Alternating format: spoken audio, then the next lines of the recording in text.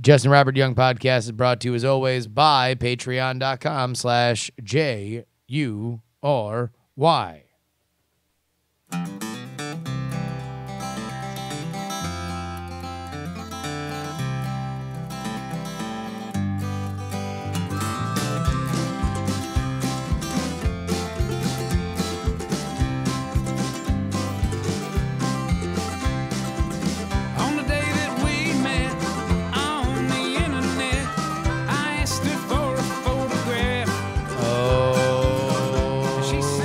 Ladies and gentlemen, welcome to the Justin Robert Young Daily Podcast. We call it JuRY Daily because it's shorter than saying Justin Robert Young. I hope everybody had a good weekend. I had a very good weekend. I had a very taxing weekend. People from all over the place, man. L.A., Vegas, Texas, Sacramento. Everybody came on into town. We had a big old week of wrestling. Now, I don't know how many times that I've talked about Hood Slam on this particular program, but it is one of my favorite things to do in Oakland, California, nay the world.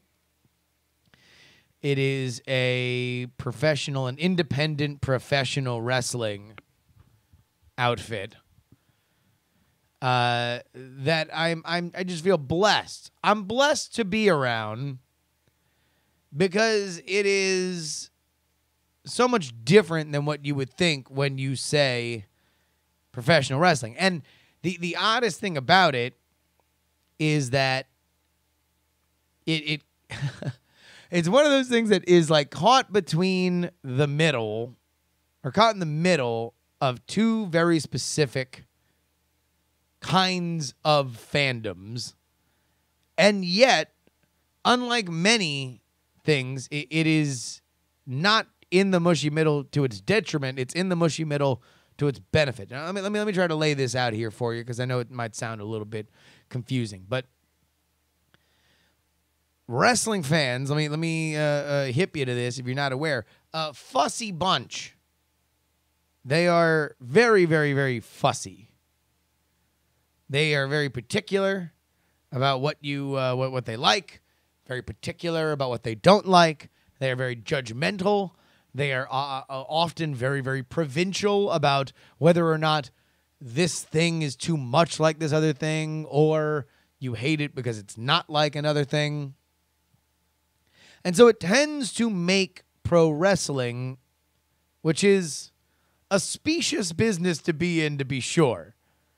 In fact, one of my great wishes is to communicate with independent wrestling outfits all over the country and just get a sense of their books. Have them honestly and anonymously talk about how much money they either do or don't make. Just so we as a community could understand what I would hope, not hope, but I would my thought that I don't think that independent wrestling as a whole makes money. Now, I guess you could probably say that about a lot of industries, entertainment industries. Things are fairly boom and bust, and there's a high failure rate. But I think that professional wrestling is like, or indie wrestling rather, it might be something that just runs permanently at a deficit, even now when things are blowing up. Hood Slam, I'm pretty sure, makes money, but hardcore wrestling fans are like, oh, it's too silly. Doesn't look like the kind of wrestling that I like.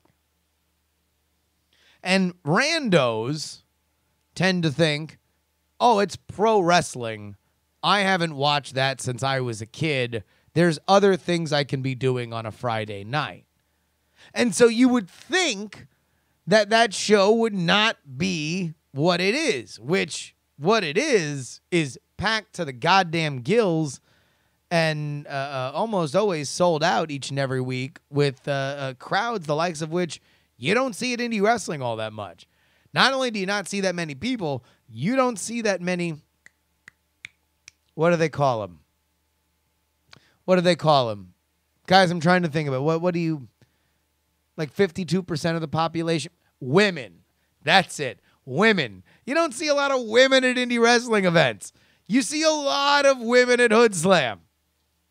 This is remarkable. So it was great to have a few awesome people in town. My 1-900 Wrestling co-host, Willie Dills, was in town. We got to hang out and see the show. He really, really liked it.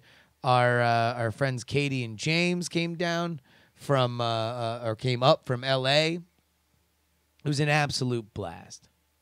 Next night we do the New Japan Pro Wrestling G1 special in the Cow Palace, which the nerdy elements of this are something that is probably best reserved for the wrestling podcast. So if you want more, then please go ahead and get the 1-900 Wrestling Show. We have a diary episode, an audio diary episode about both these shows going up today. But suffice to say, it was an amazing clash of cultures and fantastic show. I loved it. I thought it was great. But there was a thing that happened in both shows, actually. It kind of reminds you about kind of the preciousness of, I'm going to put this in the context of pro wrestling, but I really think that this is about a lot of different kinds of pursuits and arts. Because no matter what you do in life, IMO, you are constantly putting yourself into a lane. Some lanes are broader than others. You got a lot in common with a lot of people. When somebody looks at you, they see themselves in your reflection, and that means something, right?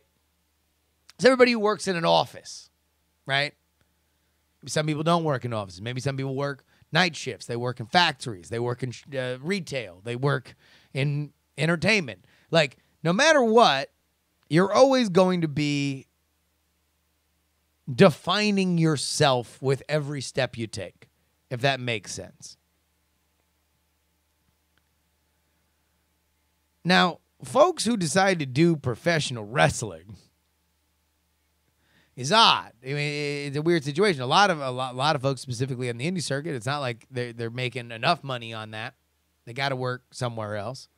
Flexible jobs that have weekends off, usually. But furthermore, you are risking a lot for a little. And I think this would probably factor into, athletics. I mean, I'm sure, hell, it was only really a fairly recent thing over the last 30 years that even professional athletes didn't have jobs over the summer. And I would suspect that anybody who's making, literal, by the literal definition, anybody who's making money doing pro wrestling is professional, right? They just might not be making your whole rent professional. But there were two performers that got injured at the shows we were at over the weekend. One was a homegrown talent out here in Hood Slam who has done some amazing things, and really she had to miss not only a huge show the night after, but also a tour to Japan. That's Shotzi Blackheart. She fucked up her ankle or her knee. I can't remember. But then the scary one was at the New Japan show, Hiromu Takahashi.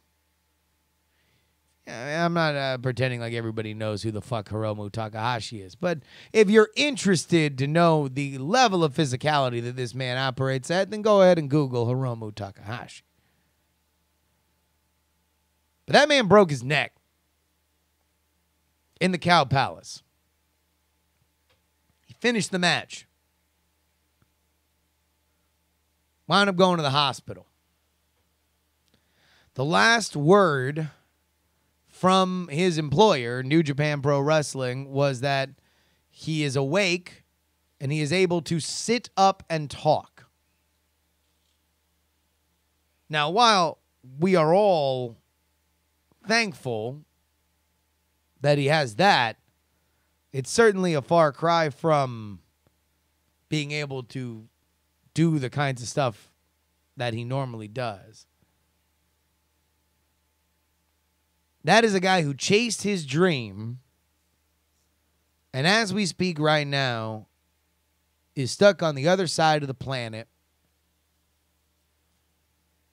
Hopefully, hopefully somebody who's going to be able to walk again, but you never know. Neck injuries are tricky.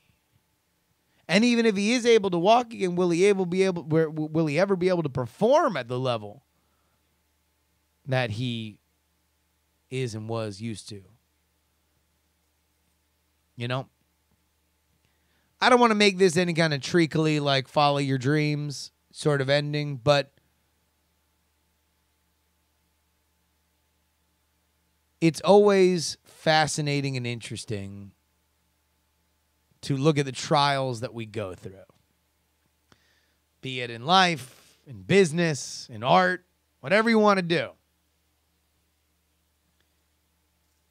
And I've always kind of defined internally that in reality, when we get out of our own heads, impressive feats, the things that we are going to remember, that you're defined by, the things that you want to build a legacy on, are impressive for a reason. And in my opinion, the reason is because every step that you walk, you can metaphorically see the strewn carcasses of those that tried to do this and failed right here. And this is not to say that they did anything wrong. It's just sometimes it happens.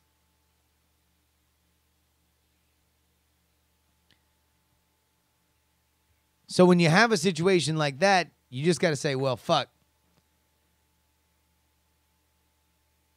If you're going to keep walking, you got to know on some level it is in tribute to the person that stopped doing it before. And it doesn't have to be as dramatic as a broken neck across the world. I think, hell, it's anything. Pick anything hard. Think about everybody who quit. In fact, if you're in the middle of something right now, literally think about everybody who is going to do a thing that you're doing right now, be it a project, personal, whatever. Raising a family. Look at how many people fucking stopped doing it. I feel good about yourself. There's a little Monday thought for you. Let's go ahead and get into your emails. You can always send me an email, justinrobertyoung@gmail.com. I was going to have another story in here, by the way. We'll do it tomorrow. Vlad sent us a thing. Send us a story about somebody getting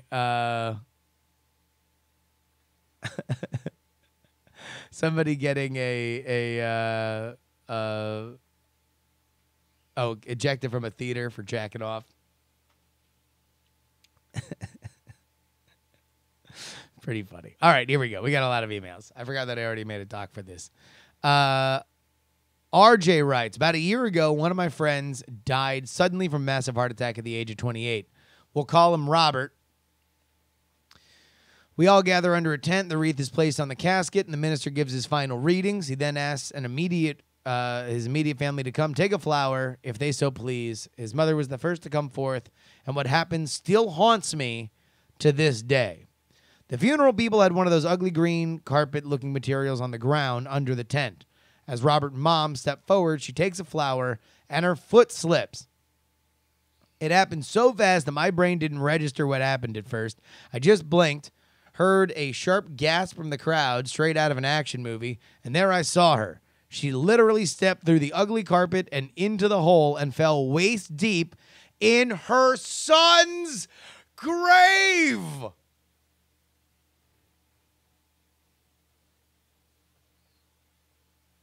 Oh my God. 3 people help her back to her feet. And I learned something about Robert and his mom. Apparently, she is where he got his dark sense of humor because she looks around, sees how distraught everybody else was, and yells as loud as possible, "Well, Robert was always pulling my leg." Epic save from the grieving mom. Jesus. That might be the most impressive joke I have ever heard in my entire life, because there are degrees of difficulty to comedy, but I don't know if there is a higher degree of difficulty than grieving mother burying her son. Oh, Jesus. Gray writes, this wondrous America Day, which so happened to land on a Wednesday, was the best thing that could have happened, as my corporate overlord saw this glorious capitalist society granted its employees Wednesday, Thursday, and Friday off. So I stand firm that all future July 4th should be on Wednesdays. Yeah, right. Everett writes, I'm down with your proposal to move the 4th as long as it's moved forward, meaning that it might conflict with Canada Day. As an American who until recently lived in Canada, I love double dipping on both Independence Days and Thanksgivings, maximizing my opportunities to get drunk in a way that supposedly honors a historical event. Good for you, you say, but who cares? I don't observe Canada Day. Well, why not? Americans literally made up Cinco de Mayo and rewrote Mexican history just so they could celebrate Mexican Independence Day by getting smashed on cheap tequila and eating weird-ass hard-shell tacos. My proposed deal, we move July 4th forward, but also take off July 1st to drink disgustingly watery Caesars and eat poutine. So he's saying that if we're going to make fake holidays, we need a fake Canada holiday. I'm down with that, too. We should do it during hockey season, though, right? I feel like that's the way. Roe writes, first time, long time. I was having this debate with my friends, and I would love to have the JuRY listenership answer this.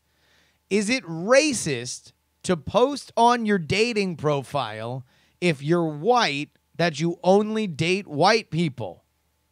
I think it is, but my girlfriend says no, and he also notes that he's not white.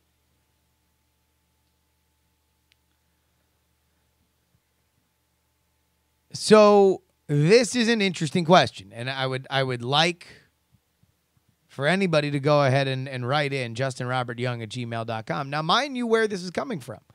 Roe is having this conversation with his girlfriend. Oh, no, with his friends. Sorry, not his girlfriend. Oh, no, he says his girlfriend says no. All right, so he's having this debate. His girlfriend says no. Now, Your Honor, let me speak for the defense here. There's a lot of people that have a lot of very specific tastes. You know? As somebody once told me, there is an ass for every seat in this world.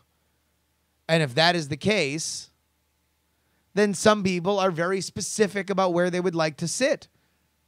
Redheads, blondes, brunettes, guys in shape, bigger guys, gender. A lot of specifics. So, and at the risk of getting, you know, why don't we have a white appreciation month, a white history month? Is it homophobic to state that you only date straight people? I mean, that's something that's hard built into the app. Is it homophobic to not also download Grindr if you're looking for company as a straight man? You are only saying that this is who you would prefer to be finding right now. It also brings up some interesting ideas when it comes to what these dating apps are. Is this dating app a market for which you are walking by and you are saying, oh, a little bit of this, a little bit of this? Or is it a statement of purpose for which you are saying, here is who I am and what I believe? and I lay it to the fates to match me with my soulmate. I don't know. I'm so glad that I didn't have to do this. Very, very exciting to me. All right. We're a little bit long, so we're going to wrap it up here. Thank you guys so much for listening. Again, patreon.com/JuRY is where you can support the show. You can email me, justinrobertyoung@gmail.com. Twitter, Instagram, Snapchat, Justin R. Young. Join the conversation at diamondclub.reddit.com. That about wraps it up. I will see you guys later. On the day that we met on the internet, I asked her for a photograph. She sent it over to me, said, I know it's ugly. And I said, girl, ugly ain't the half. Look at you. Diamond Club hopes you have enjoyed this program.